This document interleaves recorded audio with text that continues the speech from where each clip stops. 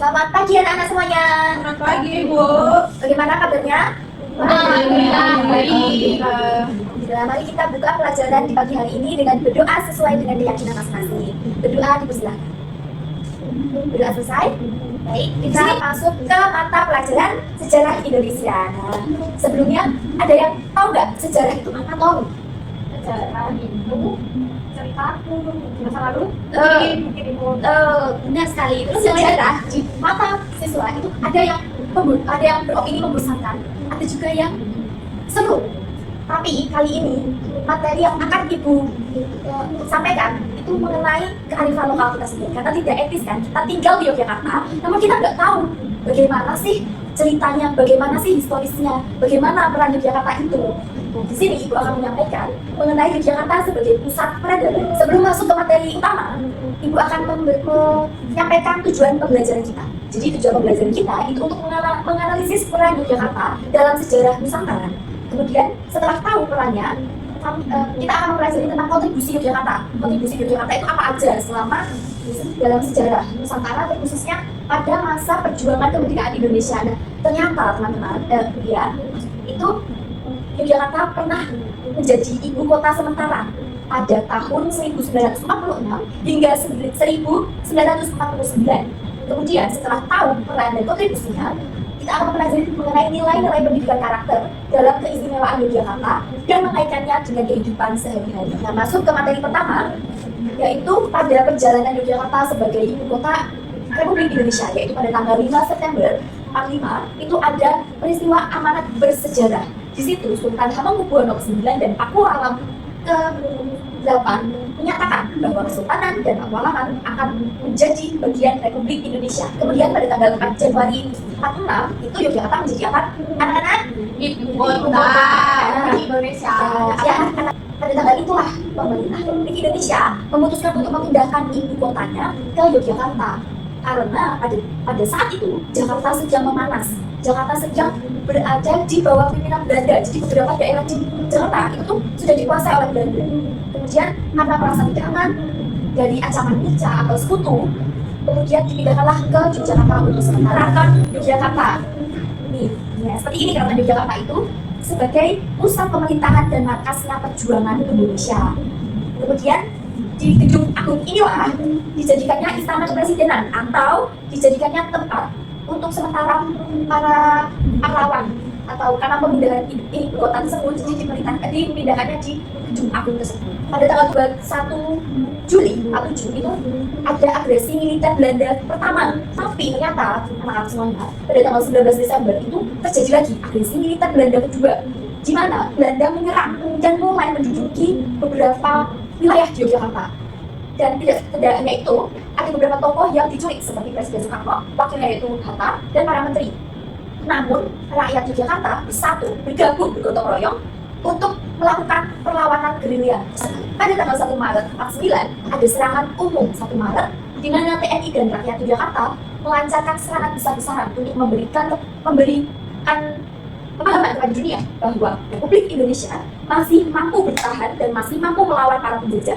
Serangan ini berlangsung selama 6 jam, di jam 6 pagi hingga jam 12 siang. Kemudian tanggal 27 Desember, akhirnya terjadilah pengakuan kedaulatan di mana Belanda mengakui kedaulatan Republik Indonesia melalui konvensi Meja Bunda. Kemudian karena dianggap bahwa ini sudah tidak sepanas sebelumnya dan sudah sedikit tenang, kemudian Yogyakarta memindahkan kembali atau mengembalikanlah ibu kotanya ke Jakarta. Dan ini peran yang selalu dibicarakan oleh masyarakat, yaitu bisa dibaca itu yang paling akhir, Yogyakarta menyumbangkan 6,5 juta dari kekayaan keraton Yogyakarta. Nah, pinter. Itu benar sekali ya teman adik-adik. Itu Yogyakarta rela memberikan 6,5 juta goldennya untuk ibu kota Jakarta.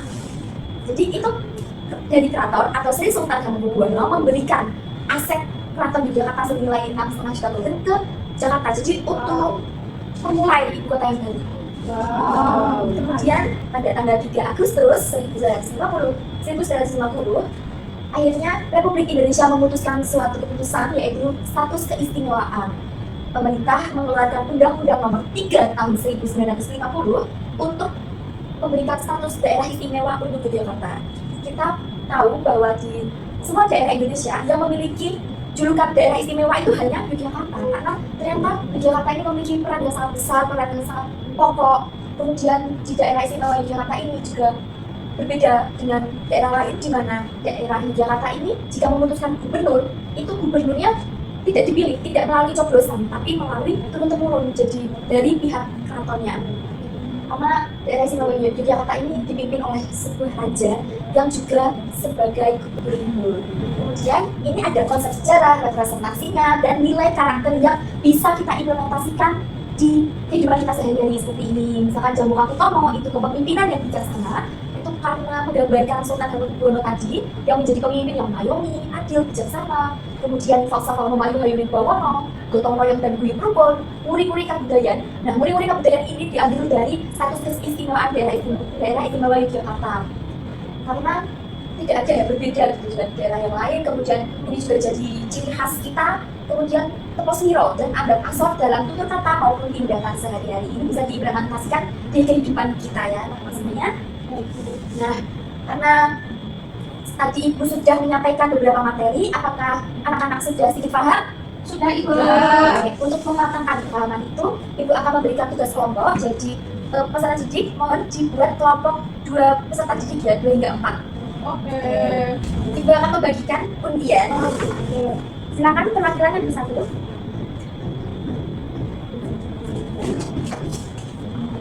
Terima kasih Ibu. Oke.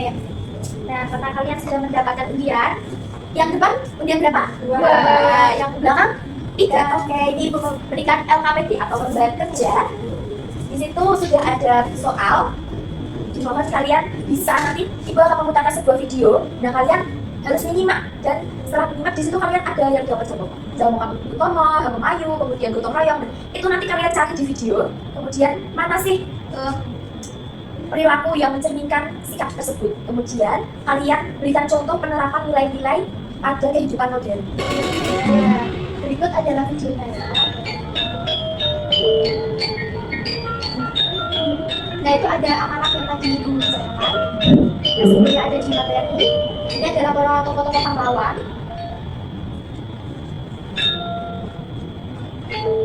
Ini ada yang tahu anak-anak ini berapa? Sistem kenegaraan Republik Indonesia yang disandang sejumlah kecil wilayah di Indonesia tidak turun dari langit. Status daerah istimewa yang disandang wilayah Yogyakarta hingga saat ini memiliki jejak sejarah yang panjang dalam proses kelahiran dan perjalanan politik negara kesatuan Republik Indonesia, terutama jika hubungan dan keterlibatan. Nah, ini Sri Sultan Hamengkubuwono ke-9 ya, yang tadi berperan penting. Sekarang dilanjut mengerjakan. Di situ di LKPD itu ada scan barcode videonya. Kalian bisa melihat video tersebut di HP masing-masing ya, anak-anak. Ibu beri waktu 10 menit untuk mengerjakan. Sudah Ibu. Sudah ya? Di sini dari 2 kelompok ini siapa yang mau maju? Sudah maju untuk menyampaikan hasil kerjanya, hasil diskusi. Kelompok lain menyimak ya. Assalamualaikum warahmatullahi wabarakatuh. Waalaikumsalam warahmatullahi wabarakatuh. Saya perwakilan dari kelompok 2 mau menyampaikan hasil dari kerja kelompok saya dan teman saya. Yang saya temukan di video tersebut adalah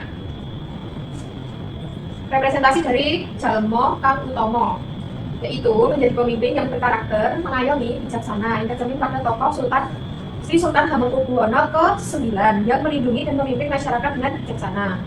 Terus untuk penerapan di masa modern saat ini itu ya dengan menjadi pemimpin yang adil, terus mendengarkan warganya dan menyelesaikan masalah dengan bijak. Sekian dari saya, terima kasih. Ya, terima kasih karena jam sudah menunjukkan jam pulang.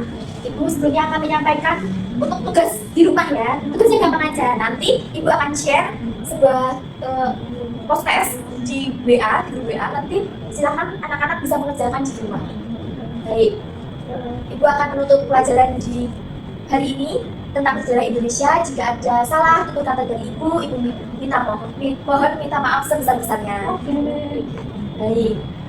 Akhirul kalam, wassalamualaikum warahmatullahi wabarakatuh. Waalaikumsalam warahmatullahi wabarakatuh. Terima kasih, Bu.